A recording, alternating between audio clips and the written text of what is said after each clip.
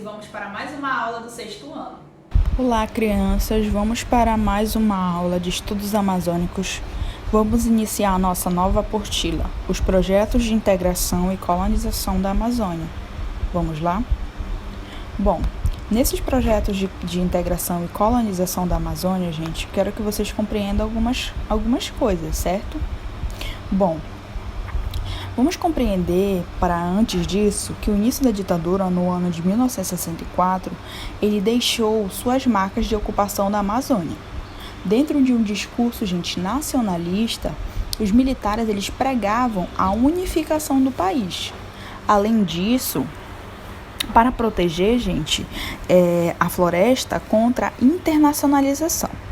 E no ano de 1966, o presidente Castelo Branco, ele falou um slogan falado assim: integrar para não integrar. O que isso significa? Significa essa unificação, certo? Para que não fosse integrado, né? Para que não fosse entregue essa parte de internacionalização para os países internacionais. Bom, criança, Castelo Branco, ele lançou o lema, esse lema, integrar para não integrar. O que significa? Também, gente, nessa época, conheceram-se grandes obras das rodovias em direção à Amazônia, certo? A Transamazônica, que é conhecida, né? Ela foi inaugurada no ano de 1972 e 2 anos depois ficou pronta a Belém-Brasília. Por meio, gente, da Superintendência de Desenvolvimento da Amazônia, a SUDAM, o governo ele ofereceu uma série de incentivos aos interessados em produzir na região amazônica. Mas, segundo o historiador, gente, Alfredo Roma, os subsídios são direcionados aos mais favorecidos, ou seja, esses investimentos eles eram favorecidos a quem tinha mais, certo? Apesar, gente, da onda migratória, desse processo de movimento das pessoas, praticamente todas as terras, elas pertenciam oficialmente à União e aos Estados. Então, olha só, fizemos uma repaginada para chegarmos nesse ano que eu quero chegar agora, no ano de 1970. Bom, no ano de 1970, durante o mandato do presidente Emílio Médici, já no período do regime militar brasileiro, foi instituído o Programa de Integração Nacional, conhecido como PIN, tá? Esse PIN, gente, ele foi um decreto número 1106, tá? Que foi no ano de 1970. O PIN, ele foi criado no dia 16 de julho, na década de 70, com os recursos previstos de incentivos fiscais, doações e contribuições de empresas privadas ou públicas, certo? Cujo imposto, gente, ele era de 30% reduzido, tá? Deduzido, destinado somente para o projeto. Então, você perceba nessas imagens que eu coloquei para você. A primeira imagem, gente, da sua esquerda para a direita, você observa a rodovia Transamazônica, certo? Que ainda estava no processo de construção. E na sua imagem à direita, nessa imagem que vocês percebem de pessoas, são o processo da migração de pessoas do Nordeste vindo aqui para a Amazônia, certo? Bom, ainda nesse projeto de integração, aqui nesse vídeo, nesse slide 2 que vocês estão observando agora, bom, eu quero que vocês leiam junto comigo. O principal foco do governo para o plano de integração, o PIN, era integrar a região amazônica ao restante do país. Utilizava-se, gente, como argumento a distância física entre os programas de colonização. Dessa forma, pretendia-se povoar a região para o seu desenvolvimento. Por isso, os investimentos, gente, na construção de rodovias era fundamental para a integração entre as regiões do Brasil. Então, observe nesse mapa aqui, décadas de 60 e 70. Você perceba aqui um fluxo migratório exacerbado da região Nordeste, vindo aqui para o Sudeste e para a Amazônia, tá?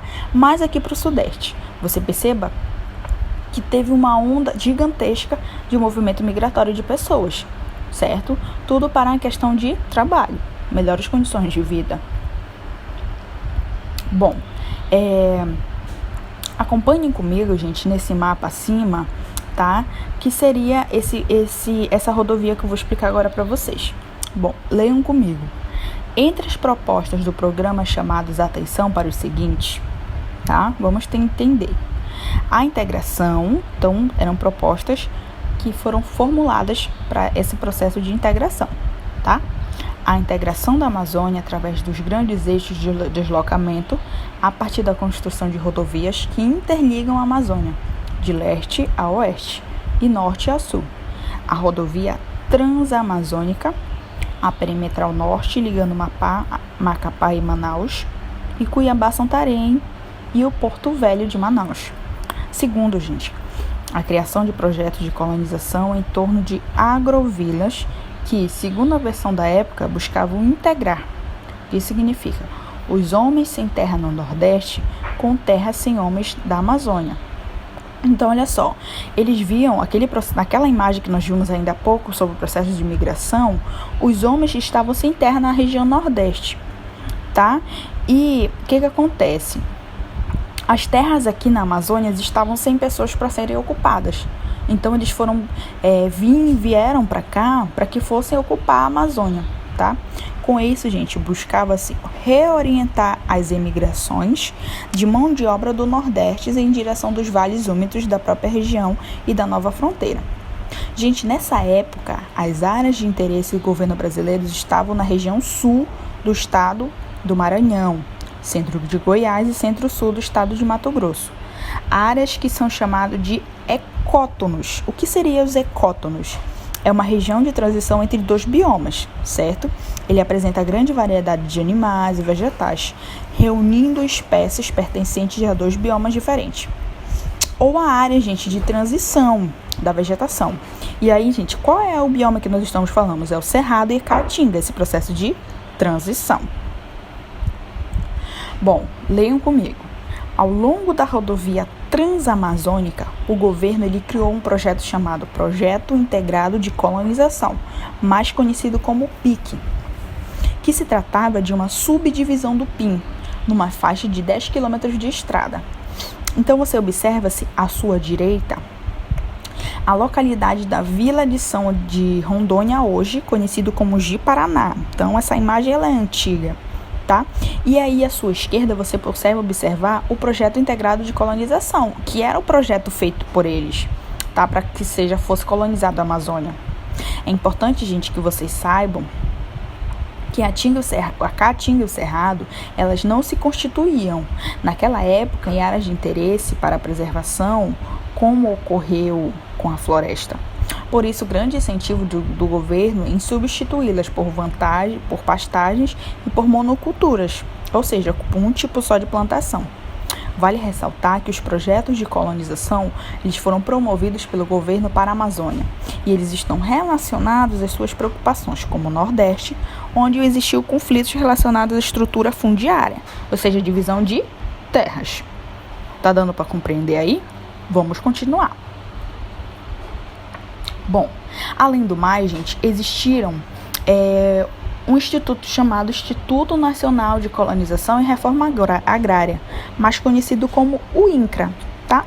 E quem é o INCRA? Bom, gente, em Altamira, no estado do Pará, foi implantado o INCRA, tá? O primeiro PIC, o primeiro projeto de integração, para a qual, gente, vieram cerca de 75% de colonos da região Nordeste e 25% da região Sul, tá? E essa área, gente, ela foi abandonada do ano de 1972.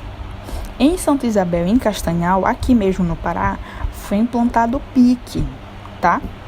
E teve como continuidade nas décadas de 70 a 80, certo?